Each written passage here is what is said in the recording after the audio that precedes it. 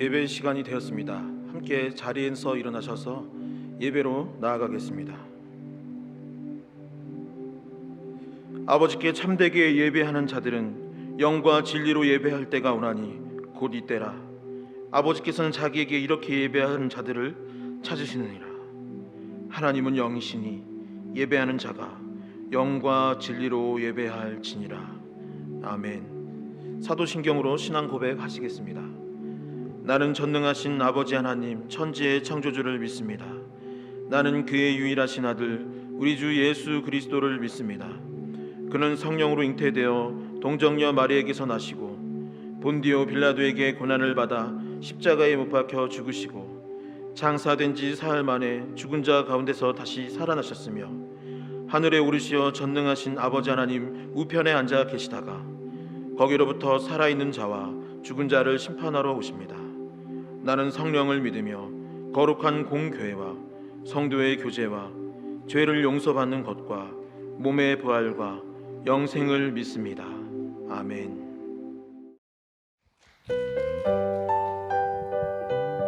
이 시간 박수 치면서 영원 불변하신 주님의 사랑, 그 주님의 말씀을 기쁘게 찬양합시다.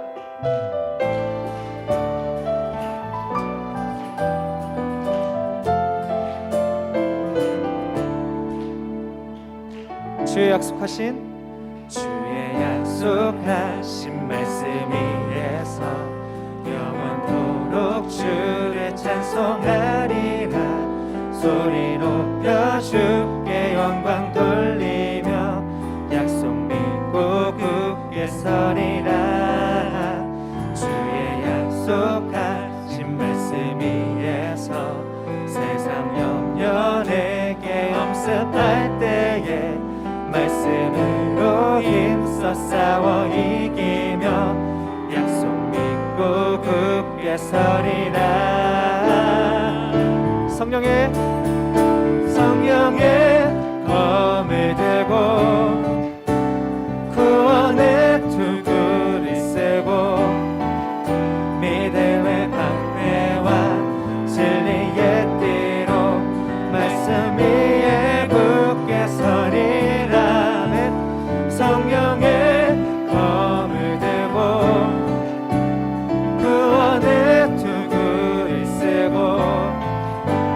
곧 하나님의 말씀을 가지라.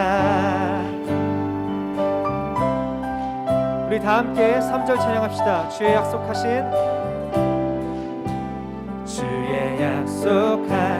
말씀 위에서 영원하신 주의 사랑 힘입고 성령으로 힘써 싸워 이기며 약속 믿고 굳게 서리라. 주의 약속하신 말씀 위에서 성령 인도하는 대로 행하며 주님 품에 항상 안식 얻으며 약속 믿고 굳게 서리라. 성령의 검을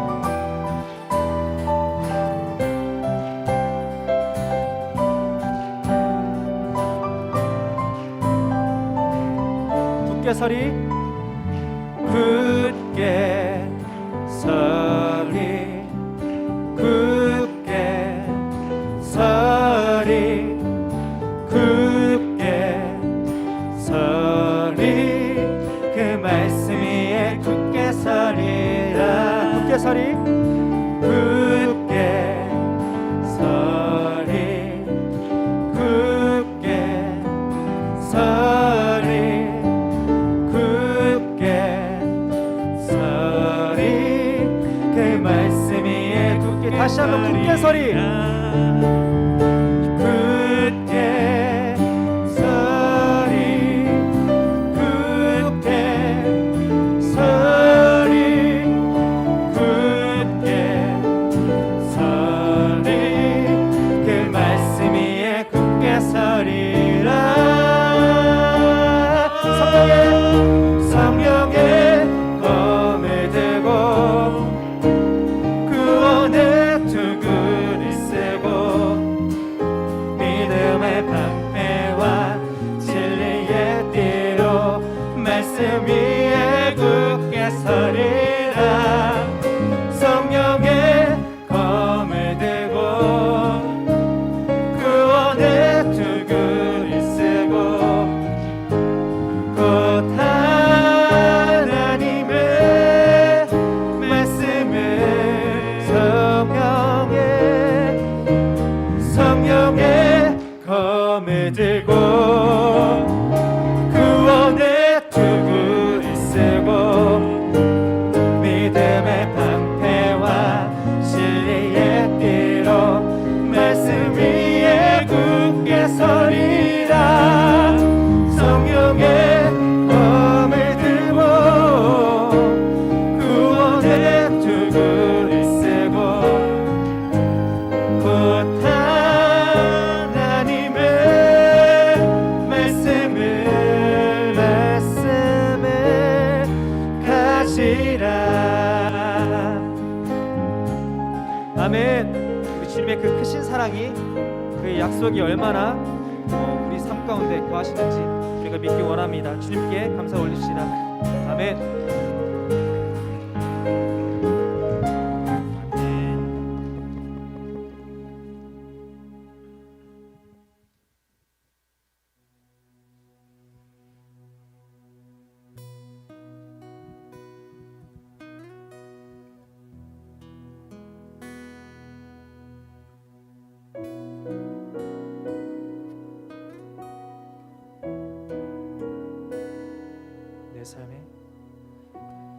내 삶의 소망 내가 바라는 안부 예수 닮기를 내가 원하는 한없는 사랑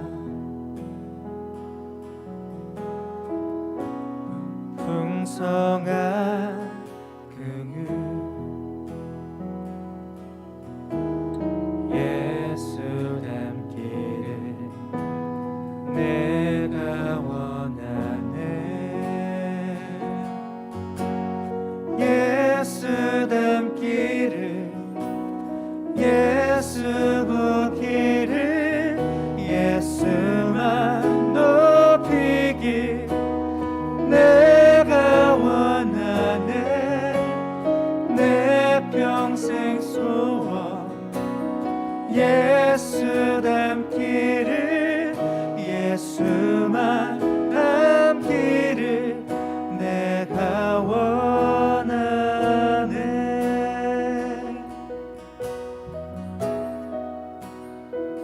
자비하시고 온유하시고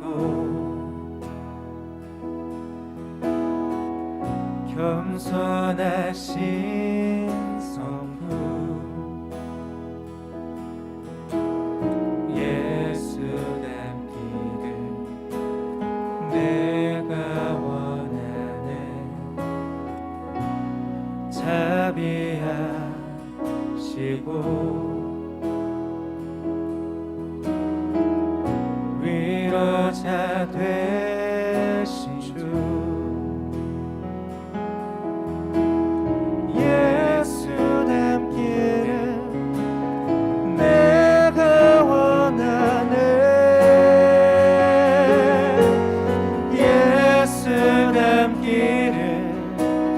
예수 보기를 예수만 높이길 내가 원하네 내 평생 소원 예수 닮기를 예수만 닮기를 내가 원하네 예수 닮기를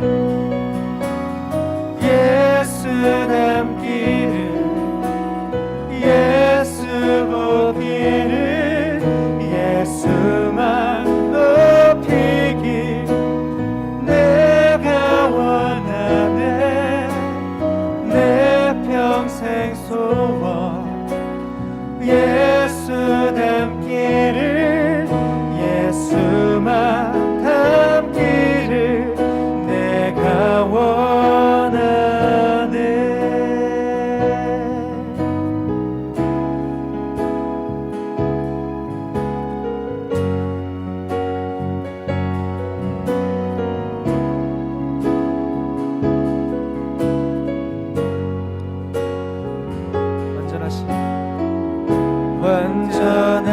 완전하신 예수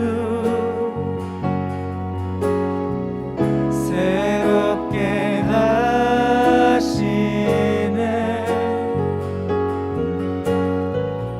연약한 내 영혼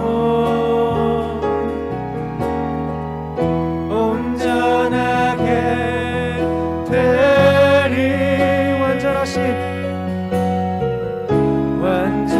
완전하신 예수 새롭게 하시네 연약한 내 영혼 온전하게 되리 예수 닮기를 예수 닮기를 예수 보기를 예수만 높이길 내가 원하네 내 평생 소원 예수 닮기를 예수만 닮기를 내가 우리 손을 들고 찬양하시는 예수 닮기를 예수 닮기를 예수 보기를 예수만 높이길 내가 원하네 내 평생 소원 예수 닮기를 예수만 닮기를 내가 원하네 다 함께 기도하는 시간 가졌으면 좋겠습니다. 혹시 우리 한 주 동안 주님을 계속 멀리하고 마음속에 죄 때문에 주님을 찾지 않는 삶 살고 있지는 않은지 시간 주님께 회개하고 삶을 내려놓기 원합니다. 내가 주님의 사랑을 담기 원한다고 주님 따라서 살고 싶다고 그 사랑과 그 온유하심 그 모두를 담기 원한다고 다 함께 전심으로 함께 기도합시다. 주님 아버지 주님 담기 원합니다. 주님께서 저를 찾으신다. 아버지 그 사실을 알고도 주님께 다가가지 못하고 아버지 제 안에 있는 죄 때문에 온전히 주님을 찾지 못했던 아버지 그 삶들을 이제는 내버리고 그 삶에서 돌아서서 아버지 이제 주님과 함께 거하고 아버지 그 거룩함 속에 제 삶을 다시 주님께 바치 드릴 수 있도록 주님 도와주옵소서. 이제 제 삶을 주님께 드리기 원합니다. 다시 제 삶을 온전히 주님 것이 되기 원합니다. 주님 따라서 더욱더 복음으로 제 삶에 더욱더 예수 그리스도의 사랑을 전하고 다시 기도하고 기도하고 주님께서 원하시는 삶을 주님의 사명을 따라 주님께서 원하시는 삶이 무엇인지 구하고 기도하며 나아가기 원합니다. 말씀 따라서 이제 말씀을 양식 삼아서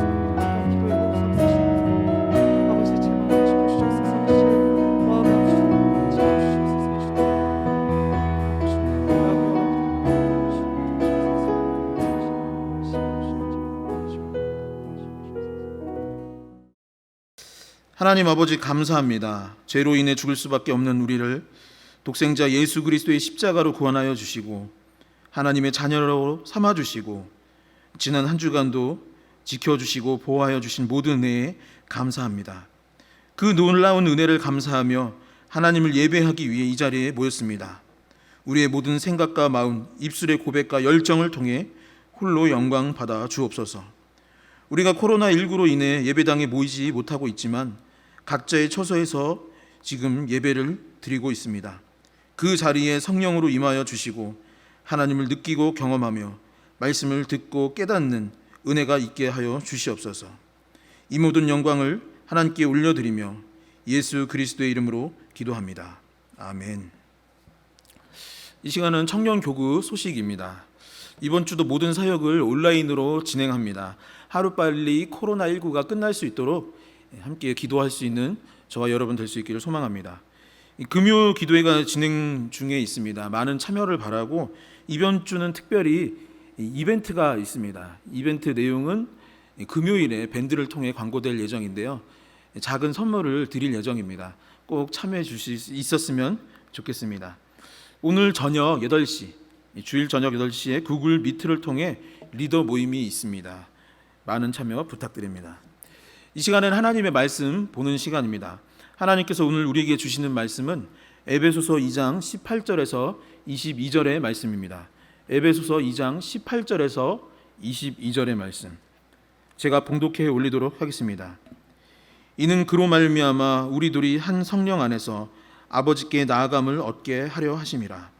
그러므로 이제부터 너희는 외인도 아니요 나그네도 아니요 오직 성도들과 동일한 시민이요 하나님의 권속이라. 너희는 사도들과 선지자들의 터 위에 세우심을 입은 자라. 그리스도 예수께서 친히 모퉁이 돌이 되셨느니라. 그의 안에 건물마다 서로 연결하여 주 안에서 성도가 되어가고 너희도 성령 안에서 하나님이 거하실 처소가 되기 위하여 그리스도 예수 안에서 함께 지어져 가느니라. 아멘. 오늘도 서로를 축복하며 말씀으로 나아갈 수 있기를 소망합니다. 주님의 이름으로 사랑하고 축복합니다. 주님의 이름으로 사랑하고 축복합니다. 다시 축복할 때 올해 주제로 고백하겠습니다. Begin again 합시다. 아멘. 멈추거나 포기하지 아니하고 날마다 새로워지고 다시 태어나고 또 다시 시작해. 그래서 결국에는 승리하는 LET 청년교구 예배에 오신 것을 주님의 이름으로 환영하고 축복합니다. 여러분들의 삶과 가정 위에 그런 하나님의 사랑과 축복, 다시 시작함이 늘 있기를 주님의 이름으로 다시 한번 간절히 축원합니다. 우리는 지난주 예배 시간을 통해서 너무나 중요한 말씀을 배웠습니다. 예수께서 이 땅 가운데 오시고 우리의 죄를 대신해 십자가에 못 박혀 죽으셨고 또한 부활하셔서 우리가 죄로 인해 멸망하고 죽을 수밖에 없는 존재였는데 그 십자가의 복음으로 말미암아 구원을 받았고 그 복음을 믿기만 하면 우리의 죄가 용서함 받고 구원을 받게 된다라는 이 복음으로 인하여서 삶이 다시 또 어떻게 변화되는지 그 핵심을 함께 나눴던 것입니다. 그 변화의 핵심이 이 복음으로 인한 삶의 변화가 무엇이라고 나누었습니까? 지난주 함께 나눴던 에베소서 2장 14절의 말씀을 보도록 하겠습니다. 그는 우리의 화평이신지라 둘로 하나를 만드사 원수된 것 곧 중간에 막힌 담을 자기 육체로 허시고. 아멘. 이 세상에 죄가 들어오고 그 죄가 만연하여 생긴 가장 큰 문제 중 하나는 그 죄 가운데 그 죄로 말미암아 다툼이 있고 분열이 있고 전쟁이 발생하게 되었다라는 것입니다. 여러분 한번 생각해 보십시오. 사람들이 즐겁기 위해서 술을 마시고 즐겁기 위해서 놀이를 하고 무엇인가를 합니다. 그런데 그 술을 먹고 재밌게 논다고 했을 때 그것이 가중되고 후에 결론적으로는 어떻게 될까요? 제가 봤을 땐 그래요. 결국에는 싸움이 나는 것들을 굉장히 많이 봅니다. 사이비 이단 무슨 어떤 종교가 굉장히 큰 가르침을 전해준다 하고 굉장히 고귀하고 멋진 것처럼 포장을 해서 사람들에게 다가오지만 그것들이 낳는 것은 결국 개인과 가정의 고통뿐입니다. 다른 것들은 어떨까요? 각자 철학이 있고 뜻이 있다고 말을 합니다. 또 그것도 멋지게 포장을 하죠. 그래서 그것들을 행했던 과거에 예를 들어서 공산주의라든가 아니면 지금 아프가니스탄에서 있는 그런 일들을 자신의 철학, 어떤 생각, 그것들이 결국은 무엇이죠? 전쟁이었습니다. 물리적으로 풍요로운 것을 좋게 생각하고 욕심을 내어 그것들을 모으고 수집하고 하지만 욕심이 넘쳐나는 것은 결국 다툼과 분쟁이 계속되기 마련이죠. 죄의 결국은 무엇입니까?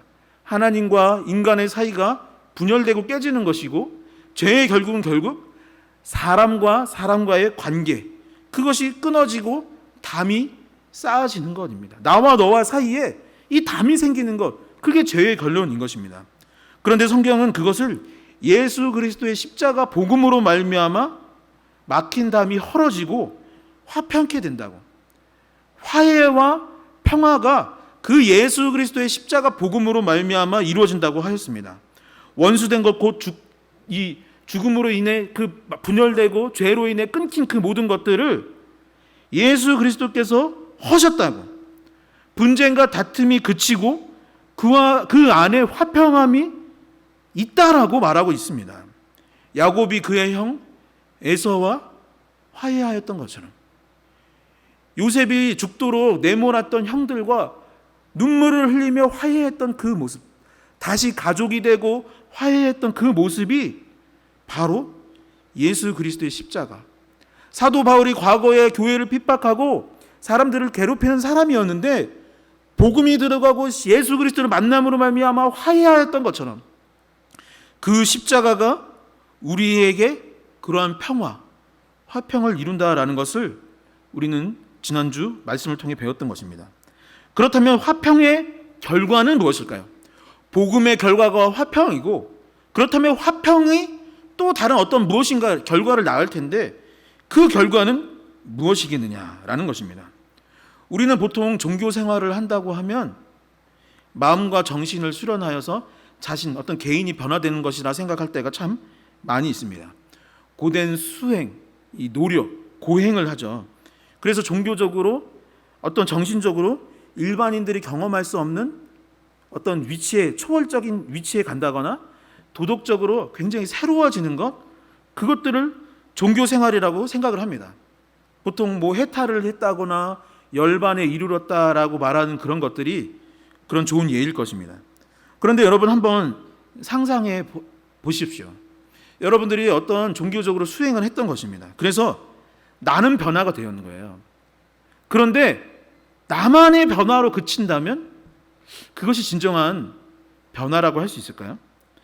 세상은 변한 것이 하나도 없는데 나만 변했다라면 그것이 무슨 소용이 있겠습니까? 그건 진정한 변화라고 말할 수 없습니다. 아까 했던 얘기를 다시 한번 해볼까요? 이단 아니면 무슨 사입이, 어떤 종교들이 여러분 대단히 놀라운 철학을 얻고 깨달음을 얻었다라고 말하지만 정작 그 사람 변했다고 말하는 그 사람 말고 주변은 다 힘들어합니다. 가정이 파탄나고 사회에 문제를 일으키는데 그것이 과연 무슨 변화라고 말할 수 있을까요? 아까 그리고 지난주에 말했듯이 지금 아프가니스탄에서 탈레반, 이번 주에는 ISK라는 또 어떤 단체가 등장했어요. 그 사람들 나름대로 이슬람교라는 이름하에 뭔가를 깨달았다고 말을 하고 자기가 종교적으로 무엇인가를 합니다. 그런데 그들이 그 이름을 가지고 하는 것은 무엇이냐? 여성들의 인권, 어린아이들의 인권을 처참히 무너뜨리고 공격하고 전쟁에 이르게 하는 것입니다. 종교, 정치, 이념, 철학, 어떤 큰 깨달음, 어떤 경지에 이르렀다고 말하지만 평화를 외치지만 자신만의 변화, 자기 고집, 자기 신념, 자기 철학에 갇혀 주변을 오히려 더 힘들게 하는 것, 그것은 참된 변화나 깨달음이라 할 수 없는 것이죠. 그래서 성경이 말하는 화평은 1차적으로는 나의 변화가 맞지만 나만의 변화로 그치는 것이 절대 아닙니다. 내 자신 안에 화평함이 있는 것이지만 그 화평함이 나만의 것은 아니란 이야기입니다. 지난주에 말했던 하나님과 나와의 화평입니다. 하나님과 나와의 화평. 그리고 나와 이웃의 화평으로 그것이 이어져야 합니다. 그것이 진정한 평화요, 진정한 구원이요, 진정한 하나님의 나라가 그 십자가의 은혜 가운데 이루어지는 것입니다. 그래서 성경은 화평함의 결과에 관해 이야기할 때 개인을 넘어 교회, 교회를 넘어 공동체, 공동체를 넘어 사회, 가정, 그 모든 것들을 포함하는 것이죠. 개인의 화평으로 멈추는 것이 아니라 진정한 화평은 여러분에 속해 있는 교회가 변화되는 것입니다. 공동체로 확장되어야 합니다. 그렇다면 성경이 말하는 진정한 화평, 진정한 변화, 교회와 공동체의 화평은 무엇을 의미하고 어떻게 할 때 진정으로 이루어진다라고 성경은 말하고 있을까요?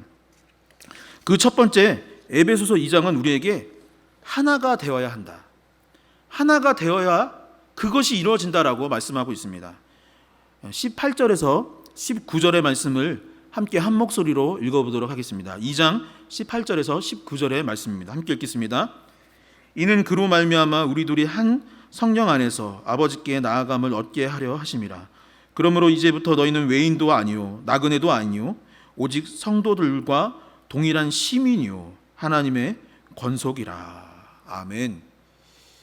이 사도행전 6장을 보면은 우리가 본받아야 하는 이 교회의 모델이라 할 수 있는 이 초대교회의 모습이 등장합니다. 이 초대교회라 하면 예수 그리스도의 제자들, 예수님을 직접 만나고 경험했던 사람들로 인해서 구성되고 세워진 이 교회를 의미하겠죠. 그렇다면 여러분, 그 사람들이 얼마나 완벽하고 예수님께 직접 배웠으니 얼마나 대단한 사람들이겠습니까? 그러나 사람은 항상 늘 연약하고 부족한 존재이기 때문에 우리가 본받아야 하는 초대교회인 것은 맞지만 그들 안에도 문제가 있었던 것이 사도행전 6장에 등장하고 있습니다. 당시 교회에는 히브리파 유대인과 헬라파 유대인, 이 두 부류의 어떤 그룹이 있었어요. 이 성안교회 엘리트 공동체로 치면 뭐 1셈이 있고 2셈이 있고 아니면 어떤 나무, 무슨 나무 소그룹이 있고 팀이 있는 것처럼, 아니 무슨 교구, 교회 학교, 중등부, 고등부 나뉘어져 있는 것처럼 그런 구성이 초대교회 안에도 있었던 것입니다.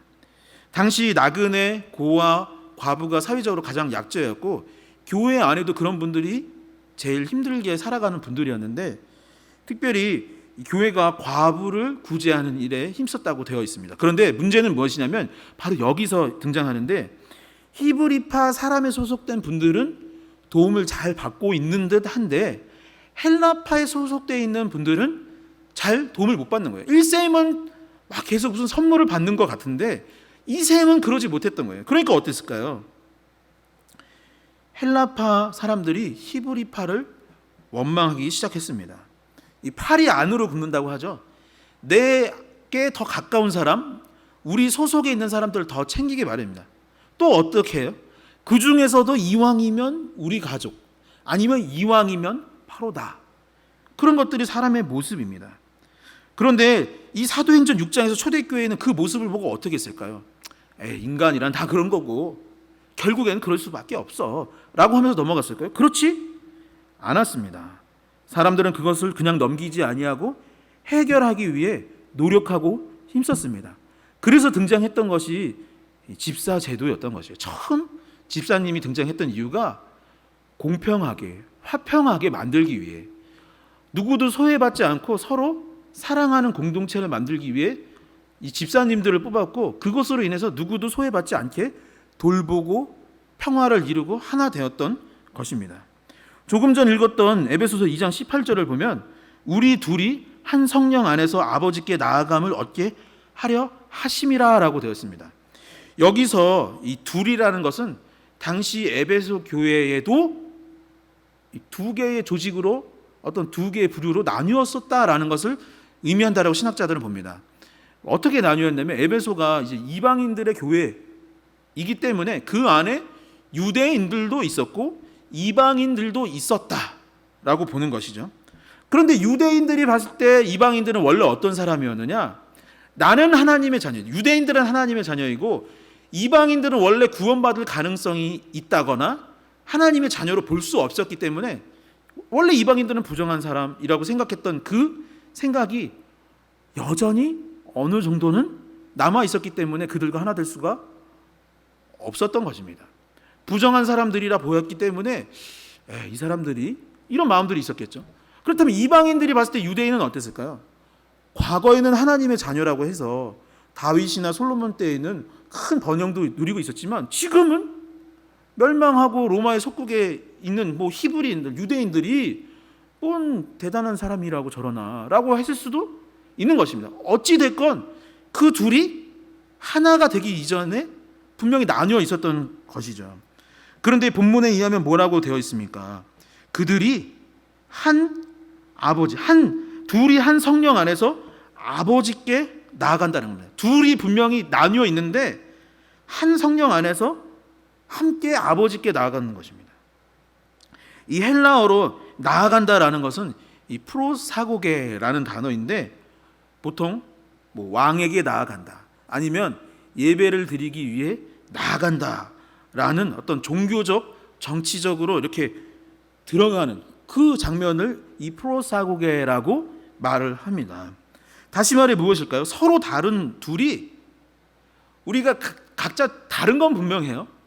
이덕우 목사와 다른 목사님이 다른 건 맞아요. 그러나 한 마음을 품고 한 왕에게 하나님 아버지에게 두 아들이 이덕우와 저희 형 이하구인데 이 두 아들이 존재 자체로는 다르지만 한 부모님에게 한 아버지에게 하나님 아버지에게 나아간다라고 말하고 있습니다. 예배드리려고 같이 간다라는 것이죠. 그리고 19절에서 너희는 외인도 아니고 나그네도 아니요 성도들과 동일한 시민이요 하나님의 권속이다라고 했습니다. 외인, 영어로 아웃사이더죠. 너네 바깥의 사람 아웃사이더 아니야. 손님, 나그네, 여행객도 아니야. 그럼 뭐야? 같은 교회의 성도야. 그리고 누구야? 하나님 나라의 시민이야. 그리고 또 너는 누구야? 우리는 누구야? 하나님의 권속이야 라고 말하고 있습니다. 이 교회에서 교회 사람들은 그 말을 쓰는데 바깥 사람들은 이게 무슨 말이야 하는 단어 중에 하나가 권속이라고 하죠. 기도할 때 우리 권속들이 뭐 도와주시고 이런 얘기인데 권속이란 말은 무슨 뜻이냐면은 가족, 식구라는 의미입니다. 지금 무슨 말입니까? 우리가 하나님 아버지의 같은 가족이라는 얘기입니다. 형제 자매라는 얘기죠. 아까 말했듯 야곱과 에서가 화해해서 다시 가족이 된 것처럼 요셉이 그 형들과 방성대국을 하며 부둥켜 안고 가족이 회복되었던 것처럼 유대인이건 이방인이건 헬라파이건 히브리파이건 다 뭐예요? 가족이라는 얘기입니다. 진정한 화평함이 그 가운데 이루어진다는 것입니다. 그러니 여러분 어떻게 해야겠습니까? 1셈, 2셈 나이 차이도 있고 어색해요. 그래서는 안 되는 것입니다. 하나 되기를 소망합니다. 하나 되어야 합니다. 우리 소그룹과 옆에 소그룹, 우리 나무 옆에 나무 뭐 하나의 팀 이루기 힘들어요 라고 할 것이 아니라 하나 되는 것이 하나님 뜻입니다. 중등부, 고등부 뭐 서로 예배는 딸이 드리고 조직은 다를지 모르지만 다 뭐예요? 하나 되어야 합니다. 이웃과 하나 되어야 합니다. 우리 모두가 하나 되어야 합니다. 그리할 때 진정한 그리스도인이요 진정한 하나님의 권속, 하나님의 나라의 시민 그런 백성들이 되는 것입니다. 하나님과의 관계, 이웃과의 관계가 회복되어지고 하나 되는 은혜가 우리 LET 청년 교구 가운데 있기를 주님의 이름으로 간절히 축원합니다. 두 번째, 예수님이 우리의 신앙의 근본, 모퉁이돌이 되신다라고 성경은 말합니다. 내 삶이 어떤 자라나는 나무라 치면 그 나무의 근본, 뿌리는 내가 아니라 누구다? 예수 그리스도가 되어야 한다라는 의미가 바로 이 말입니다. 20절에서 22절의 말씀입니다. 너희는 사도들과 선지자들의 터 위에 세우심을 입은 자라. 그리스도 예수께서 친히 모퉁이돌이 되셨느니라. 그의 안에서 건물마다 서로 연결하여 주 안에서 성전이 되어가고 너희도 성령 안에서 하나님이 거하실 처소가 되기 위하여 그리스도 예수 안에서 함께 지어져 가느니라. 아멘. 아주 오래된 사건이 하나 있습니다. 제가 태어나기도 한참 전에 있었던 사건인데요. 역사적으로 봤을 때 지금도 다시 이야기될 만큼 굉장히 큰 사건이 하나 있었습니다. 1970년 4월 8일 아침 6시 30분에 서울 마포구에 있는 W 아파트, 정확히 이름을 예배니까 말씀드리긴 좀 그렇고 W 아파트라고 하겠습니다. 이 아파트가 붕괴되었던 것입니다. 이 사건으로 주민 중 총 33명이 사망하였고 38명이 다쳤다고 합니다. 당시 아파트의 규모가 지금처럼 고층이 아니었기 때문에 이 인원이 지금도 많은 인원이지만 당시로서는 너무나 충격적으로 다가올 만큼 큰 사건이었던 것이죠. 이 붕괴된 원인에 관해서 보통 두 가지로 설명을 하는데, 첫 번째 붕괴된 이유는 무엇이냐면 너무 급하게 만들었다는 것입니다. 요즘에 건설 기술이 굉장히 발전해서 아파트를 짓는데 보통 2년 정도가 걸린다고 하더라고요. 그래야 그래도 좀 제대로 지을 수 있는 게 보통 2년은 주어져야 한다고 합니다. 그런데 당시에 기술이 그렇게 좋지도 않았을 때일 텐데 이 아파트를 짓는데 소요된 시간이 6개월밖에 안 되는 짧은 시간 동안 급하게 지어진 것이죠. 두 번째 이유는 무엇이냐면 기초가 잘못된 것이 이 문제였다라고 전해집니다. 집을 지으려면 그 집안이 튼튼한 곳을 골라야 하는데, 아까 사진에 봐서 아시겠지만 이 산비탈, 이 흙더미 위에 급하게 그 기반이 약한 상태에서 지어진 게 바로 이 아파트였다고 합니다. 그리고 만약 그 집안이 그리 튼튼하지 않았다면 기초 공사를 제대로 하고 뿌리, 이 근본, 기둥 이런 것들을 잘 세웠어야 했는데 이것도 제대로 하지 않았답니다. 이 조사 결과에 보면 의하면 설계도에 원래는 기둥에 어떤 새로 된 그 철근이라고 해야 될까요? 그 새로 된 것이 7개가 들어가야 되는데 총 5개밖에 들어가지 않았다라고 이야기됩니다. 이 중국 극동 지방에 자라는 나무 중에 이 모소 대나무라는 나무가 있다고 합니다. 이 대나무가 특징이 있는데 한 4년 동안 자란대요. 우선은 4년 동안 얼마나 자랄까? 얼마나 자라냐면 4년이나 자랐는데 3cm. 그러니까 뭐 따지고 보면 뭐 손가락 한 마디 정도밖에 4년 동안 안 자란다고요. 그런데 정말 놀라운 것은 무엇이냐면 이 4년이 지나고 6주 동안 15m를 자란다고 합니다. 너무 신기하지 않나요? 저는 너무 신기한 것 같아요. 3cm밖에 안 되는 나무가 이 6주 동안 15m를 자라고, 이 모소 대나무의 특징은 무엇이냐면 다른 대나무보다 튼튼한 동시에 잘 깨지거나 부러지지 않는 특징을 갖고 있다라고 하더라고요. 왜 그럴까요? 4년 동안 3cm밖에 안 자란 것이 아닙니다. 이 모소 대나무의 특징은 나무는 3cm밖에 안 자라 있지만 뿌리가 4년 동안 밑으로 자랐다고 하더라고요. 뿌리가 든든히 서 있기 때문에 폭발적으로 자랄 수 있고, 그 뿌리가 든든히 서 있기 때문에 잘 자라고 자란 후에도 튼튼할 수 있는 것이죠. 신앙도 마찬가지입니다. 기초가 잘못된 신앙은 무너지기 십상이지만 뿌리가 잘 되어 있는 신앙, 그것은 나무처럼 잘 자라기 마련입니다. 20절에 우리가 다른 것이 아닌 예수님을 직접 경험하고 배운 사도들, 그리고 하나님의 음성을 듣고 대언한 선지자들의 터 위에 세워져 가고 있다라고 했습니다. 그런데 그 터는 또한 어디에 세워져 있느냐? 그것은 바로 이 근본이라 할 수 있는 이 모퉁이 돌인데, 그 모퉁이 돌이 다름 아닌 예수 그리스도다라고 말하고 있습니다. 이 말씀이 기록되던 당시에 이 모퉁이 돌은 건물을 세울 때 지금으로 치면 아까 말했던 어떤 기반, 지반 가장 밑에서 이 건물을 붙들고 버티고 지켜나가는 어떤 근간이 바로 모퉁이 돌이었다라고 합니다. 주춧돌, 기둥, 그런 존재가 바로 모퉁이 돌인 것이죠. 그리고 교회 공동체, 내 삶의 뿌리, 내 신앙의 근본이 예수 그리스도가 되어야 한다라고 본문은 말하고 있는 것이죠. 여러분, 이 교회 학교나 청년 교구도 마찬가지예요. 그 근간 뿌리를 때로 어떤 교회나 어떤 공동체는 담당 교육자라고 생각하는 경우들도 있습니다. 물론 우리 청년 교구 여러분들이 저를 잘 따라주시고 저를 잘 이해해 주시고 함께 해주셔서 너무 감사해요. 그러나 그게 그 뿌리가 근간이 목사로 보는 게 맞을까요? 그렇지 않습니다. 여러분, 그 공동체의 담당 교육자는 결국에 바뀌기 마련입니다. 제가 청년교구 제일 오래 했다고 해서 계속 있을까요? 계속 있으면 좋겠지만 언젠가는 떠날 날도 있습니다.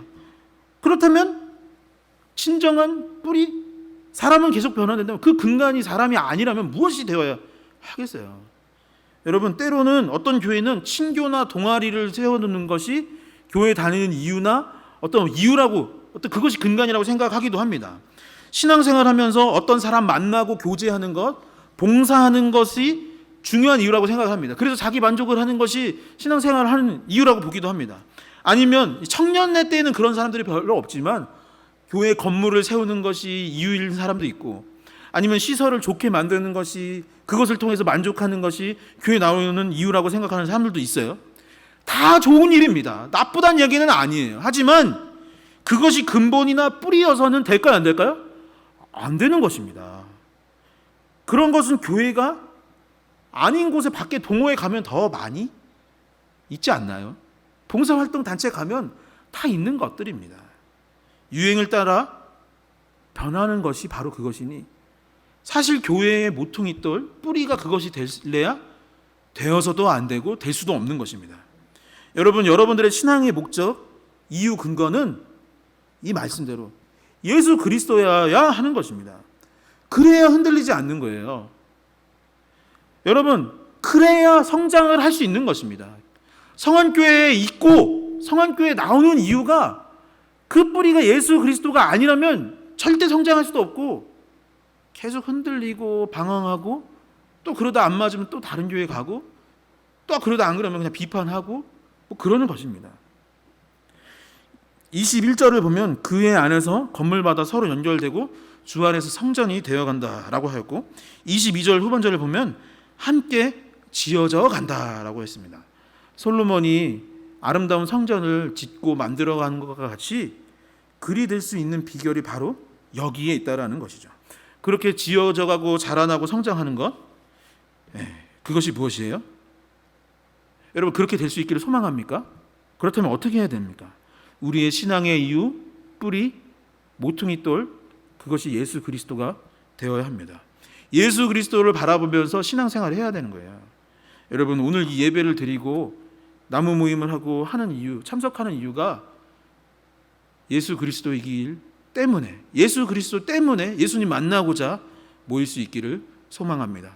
그러한 자리에 진정한 성장과 회복, 그리고 화평함이 있게 될 줄 믿습니다. 마지막으로 성령님과 함께하는 삶을 살아야 합니다. 성령 충만한 삶, 성령 충만함을 놓고 기도하는 삶이 되어야 한다는 것이죠. 신앙생활을 하고 어느 정도 교회에, 건강한 교회에 다녔다라면 하나님께서 우리의 삶 가운데 원하시는 것이 무엇인지 알게 될 것입니다. 예수 그리스도가 자신의 삶의 중심이 되고 그분의 말씀처럼 살아가고 서로 사랑하고 공동체를 섬기고 세상을 바꿔가고 복음을 전하고 선교하는 그 일들을 하는 것이 우리에게 주어진 사명이라는 것을 알 것이에요.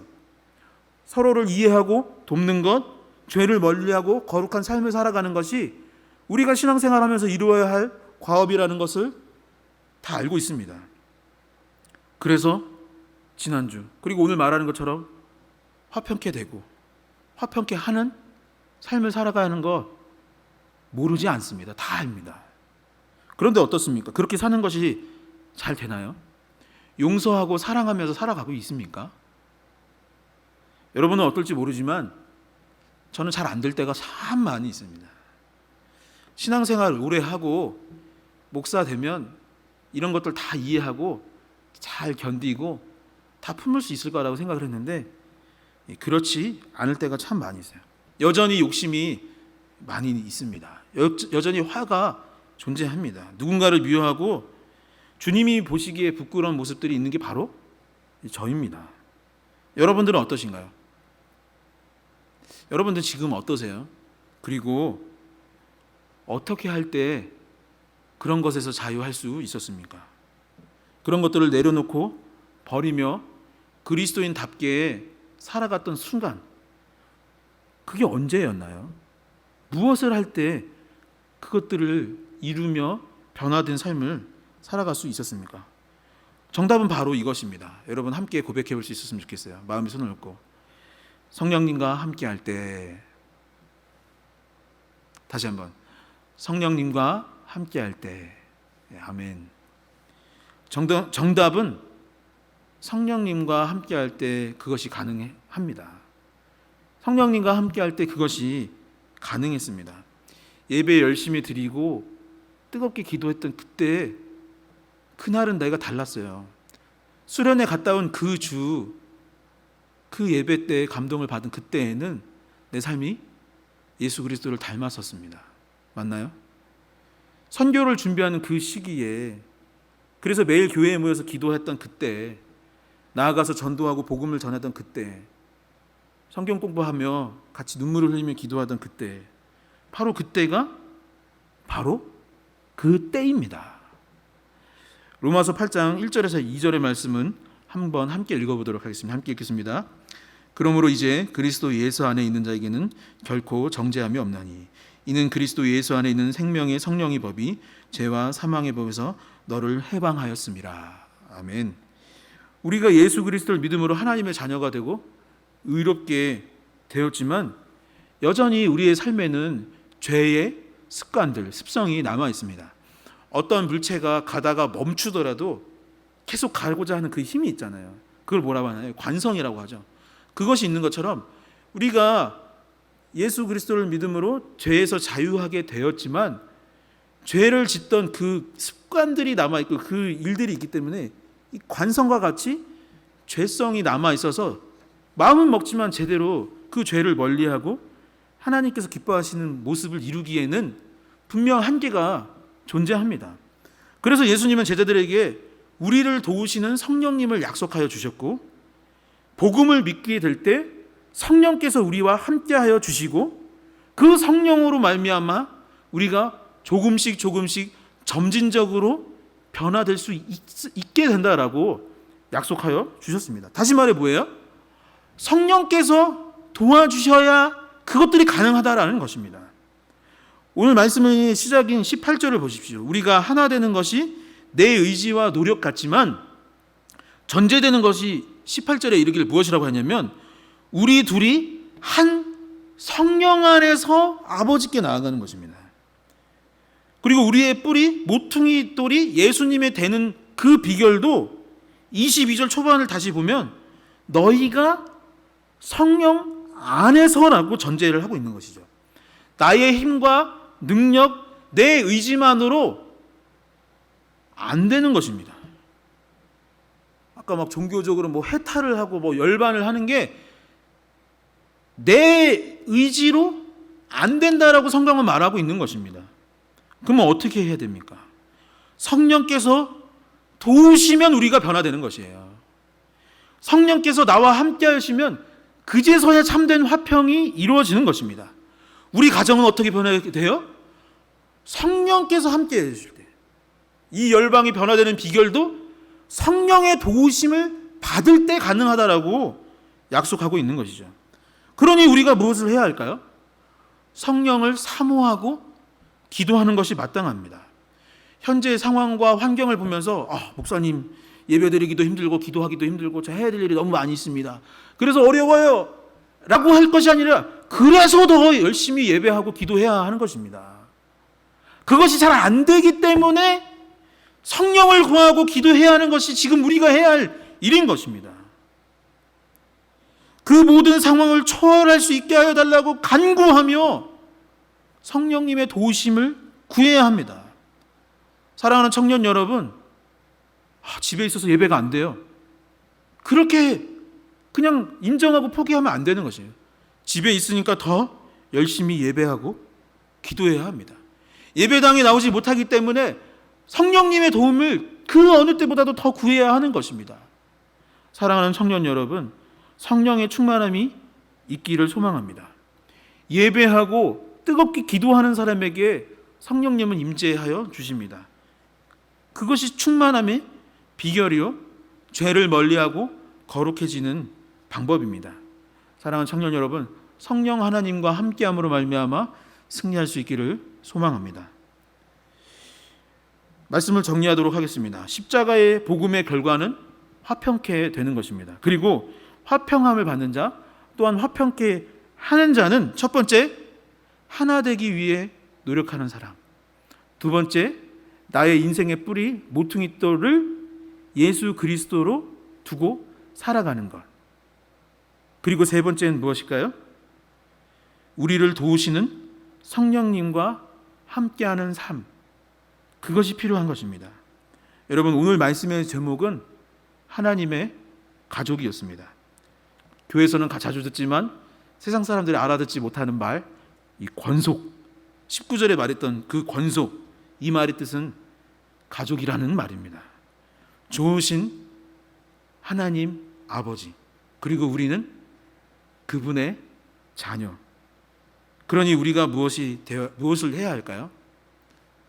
첫 번째, 하나 되어야 하시고, 두 번째, 모퉁이 돌이신 예수 그리스도, 세 번째, 성령 충만함. 이것을 이루는 것이 우리가 하나님의 자녀로서, 또한 가족으로서 해야 할 일입니다. 비록 현재 자주 만나지 못하고 있지만 여러분들의 가족이라 저는 참 행복합니다.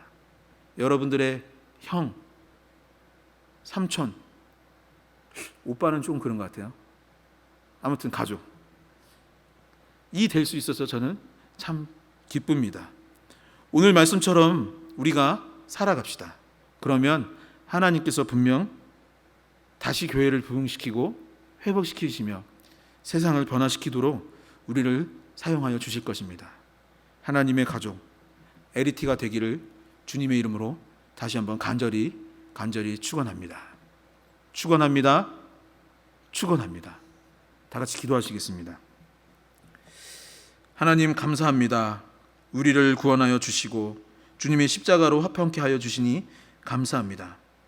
그리고 그 화평함이 세상의 것이 아닌 하나가 되게 하는 것이요, 삶의 모퉁이돌이 예수님이 되는 것이요, 성령님과 함께하는 것이 되게 하여 주시니 너무 감사드립니다. 이 은혜를 잊지 않고 삶을 살아가게 하여 주시고 개인의 화평함을 넘어 공동체를 넘어 이 나라와 민족, 그리고 열방의 화평이 있게 하여 주옵소서. 특별히 아프간에 있는 형제 자매를 위해 기도합니다. 하루빨리 전쟁이 그치고 하나님의 정의와 평화가 임하게 하여 주옵소서. 청년의 삶 가운데 청년들의 삶 가운데 함께 하여 주시고 기도하는 모든 것들이 또한 응답받게 하여 주옵소서. 화평을 허락하신 하나님께 감사드리며 예수 그리스도의 이름으로 기도합니다. 아멘. 이제는 주 예수 그리스도의 은혜와 하나님 아버지의 크고 놀라우신 사랑과 성령의 교통하심이 화평을 받는 자뿐만 아니라 화평케 하는 자로 살아가고자 하는 우리 LET 청년교구 머리머리 위에, 또한 성안교회 모든 성도님들 머리머리 위에 이제로부터 영원까지 함께하여 주시기를 간절히 축원하나이다. 아멘.